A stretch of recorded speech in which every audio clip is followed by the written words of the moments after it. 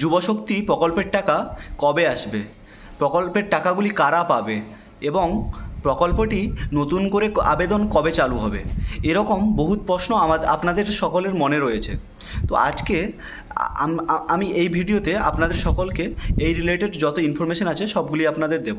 নমস্কার, আমি শিবশঙ্কর, আমার ইউটিউব চ্যানেলে আপনাদের সকলকে স্বাগত জানাই। বন্ধুরা, কিছুদিন ধরে গত মিডিয়াতে বহুত রকম যুবশক্তি নিয়ে বহুত রকম ভুল তথ্য এবং তথ্য তথ্য ছড়ানো হচ্ছে।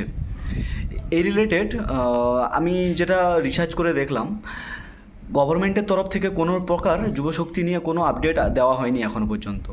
বাকি মিডিয়াতে যেসব তথ্যগুলি এখন ঘুরে বেড়াচ্ছে ওগুলো কোনোটি এখনও এর কোনো পুষ্টি করা যায় না, কারণ গভর্নমেন্টের ওয়েবসাইটে এখনও পর্যন্ত কোনো প্রকার আপডেট দেওয়া হয়নি।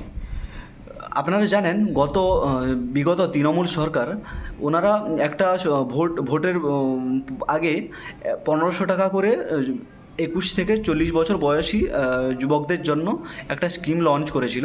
সেই স্কিমে যারা কিছু ক্রাইটেরিয়া ছিল, ওই ক্রাইটেরিয়া যারা মানে ম্যাচ করতে পারবে ওরা ৩,০০০ মানে ১,৫০০ টাকা করে প্রতি মাসে পাবে।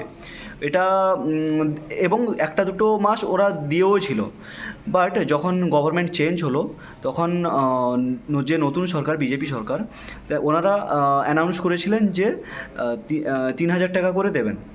তার আপনাদেরকে কিন্তু ক্লিয়ারলি বলে দিই, ওনারা কিন্তু এখনও পর্যন্ত কোনো প্রকার এ নিয়ে কোনো মুখ খোলেননি, খালি বলেছে এটা নিয়ে আপডেট দেওয়া হবে।